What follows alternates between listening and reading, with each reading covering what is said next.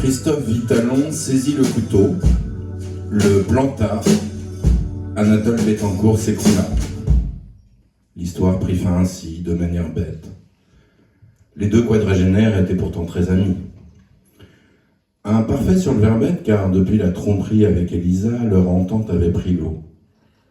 Lorsqu'ils s'étaient revus le lundi précédent au domicile de Jean-Christophe, pour la première fois en 2 mois, Anatole avait d'emblée posé le sujet sur la table, de même qu'une bouteille de Quincy, le vin préféré de JC, histoire de se faire pardonner. Il fallait crever l'abcès avant que ce fût un ventre. Jean-Christophe avait assuré qu'il allait trop mieux. Les histoires de coucherie avec Elisa, tout ça c'était derrière lui. Si, je te jure. Mais c'était louche, avait pressenti Anatole. Jean-Christophe n'allait pas mieux, il allait trop mieux. Cette discussion terminée, ils avaient agi comme si de rien n'était, sorti une boîte de pâté énave du placard, débouché le Quincy et causé football. Comme si de rien, mais en fait comme si de tout. Jean-Christophe laissa tomber le couteau et s'essuya les mains sur son t-shirt. Il tapota le visage d'Anatole, a priori plus rien à en tirer. Les deux quadragénaires étaient pourtant redevenus amis. Ils en avaient convenu après leur retrouvaille du lundi précédent. Seulement voilà, Elisa était revenue sur le tapis et maintenant c'était Anatole qui gisait dessus. Anatole s'était cru intelligent. T'avais raison, elle baisse pas si bien que ça. Le sang de Jean-Christophe n'avait fait qu'un tour. Celui d'Anatole, beaucoup plus, il y en avait partout sur le t-shirt. Jean-Christophe ouvrit son congélateur, un coffre-bahut d'une contenance de 450 litres, équipé d'un couvercle rabattable en inox. Il vida tout ce qui se trouvait à l'intérieur dans un sac noir, puis descendit dans le local poubelle de son immeuble. Il regagna son appartement, souleva tant mal que bien Anatole et l'entreposa dans le congélateur débarrassé de son contenu. Mince, ça fermait pas. Saloperie de genou. Crac! Voilà. Au chef d'accusation retenu contre lui, assassinat et recel de cadavre, s'ajouterait donc atteinte à l'intégrité d'un cadavre. Mais au moins ça rentrait. C'était la première fois que Jean-Christophe tuait quelqu'un. On se doute qu'un administrateur comptable de chez Miraflore, entreprise spécialisée dans la production de fleurs, n'avait pas pour activité régulière d'insérer des couteaux dans l'abdomen de ses congénères. En revanche, des films avec des meurtres dedans, il en avait vu, et beaucoup. Ce fut avec une étonnante spontanéité que Jean-Christophe eut l'idée du congélateur, puis celle de réunir quelques objets qui lui seraient utiles ces prochains jours pour aménager dans la cave de son immeuble. On aurait voulu lui signifier que, dans la précipitation, il avait négligé d'emporter un ouvre-boîte, car cet oubli lui serait préjudiciable par la suite. Mais n'anticipons pas. De toute façon, il était trop tard. Jean-Christophe dévala 4 à 4 les marches de l'escalier qui le menait à la cave.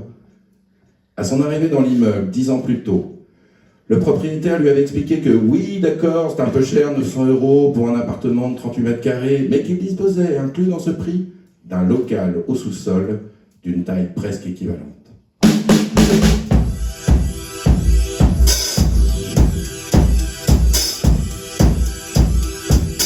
Par fainéantise, et parce qu'il n'avait pas envie de passer tout son temps à chercher un appartement, Jean-Christophe s'était dit que ça irait bien comme ça et avait opté pour ce logement, sans savoir que des années plus tard, il assassinerait son meilleur ami avec un couteau à pain, ce couteau qui avait servi à trancher une boule de campagne pour accompagner le traditionnel pâté énarque que les deux amis avaient l'habitude de manger ensemble, en discutant en religion par exemple, car les deux hommes avaient été bercés par les enseignements théologiques durant l'enfance, ou en jouant au backgammon, une de leurs occupations familières.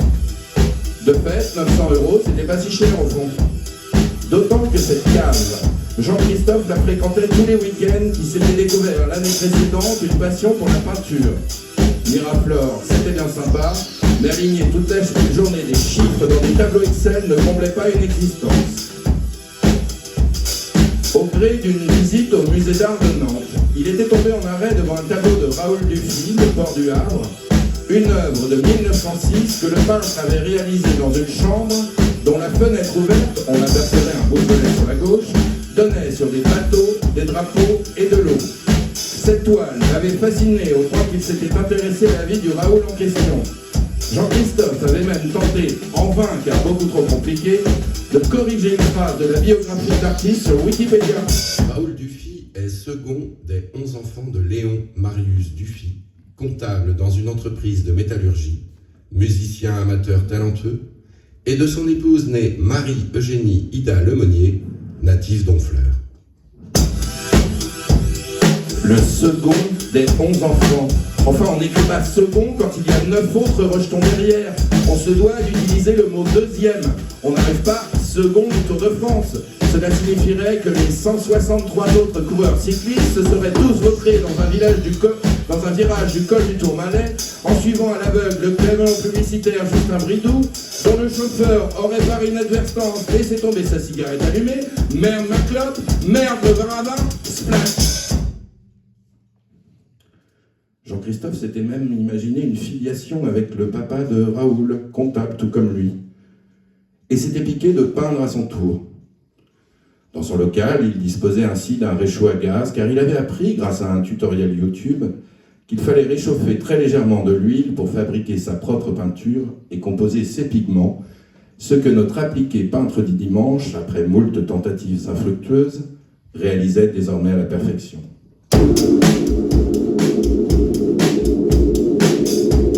À la cave, un matelas était entreposé à la verticale contre un mur, un 160 par 200 en plus. Pour cette raison, il moisissait au sous-sol. Lorsque Jean-Christophe avait quitté Lorient et Christine pour s'installer à Nantes, il n'avait pas réussi à introduire la dite paillasse dans ce qui en théorie devait servir de chambre. Le débile vestibule de 2 mètres carrés qui en précédait l'entrée empêchait toute manœuvre géométrique. C'était donc dans la première pièce de l'appartement que Jean-Christophe passait le plus clair de son temps. Il y avait installé tous ses meubles, ainsi que la machine à laver le linge et le fameux congélateur. Quant au 160 par 200, JC avait été contraint de l'entreposer à la cave et de racheter un lit une place. Beaucoup plus petit, certes, mais bien utile pour favoriser la promiscuité avec les quelques femmes modestement déshabillées à qui il avait fallu tenir chaud l'hiver. Dans la cave se trouvait également une chaise, une table en formica, un lavabo en fonction, un lampadaire art imitation star caché chez Leroy Merlin, seule source de lumière de la pièce, à l'exception de celle diffusée en journée par le soupirail qui donnait sur la cour de l'immeuble.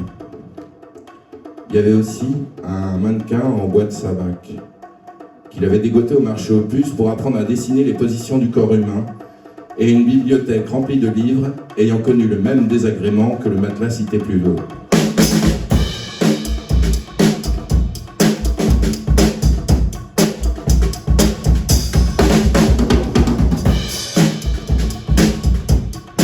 « 7h56, début des ennuis. Un spectateur tatillon rétorquerait que vous avez déjà un peu débuté. Mais quand ce même spectateur tatillon réaliserait que tout être humain, qu'il ait ou non planté un couteau dans un ami, était sujet à des besoins physiologiques élémentaires, il consentirait à valider l'idée que Jean-Christophe était dans la merde. Pas jusqu'au cou, mais au bord du sphincter. On pouvait décider de se planquer dans un sous-sol pour échapper à la police. Impossible, en revanche, d'esquiver le souci de l'évacuation naturelle des déchets de la digestion. Lorsqu'il fréquentait son local pour s'adonner à la peinture, Jean-Christophe n'hésitait pas à uriner dans son lavabo. Il n'allait pas, alors qu'il était en pleine ébullition artistique, remonter 2 étages pour ça. Seules les envies plus conséquentes le contraignaient à déposer le pinceau et regagner son logement de façon temporaire.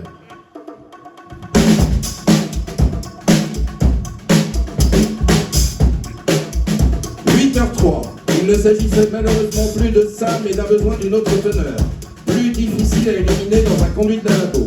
Comment procéder? Ce fut alors que Jean-Christophe se souvint de Sim. Enfant, JC avait vu l'acteur, humoriste, chanteur, parolier, écrivain promener son chien dans l'émission télévisée 30 millions d'amis et résoudre avec placidité le problème des déjections urbaines de son canidé préféré. Lorsque celui-ci signifiait à son maître, par un waf-waf dont seul Sim était sans doute en mesure de comprendre la teneur, qu'il allait polluer les trottoirs de la ville, le comédien se penchait à hauteur du toutou, une enveloppe à la main, qu'il disposait juste au-dessus du trou du cul de son animal de compagnie. Une fois la défection effectuée, Sim refermait l'enveloppe qu'il déposait dans la première boîte aux lettres venue. L'affaire était attendue. Jean-Christophe eut l'idée de confectionner à la hâte une enveloppe à l'aide d'une feuille à 4 extraite de son cahier de croquis.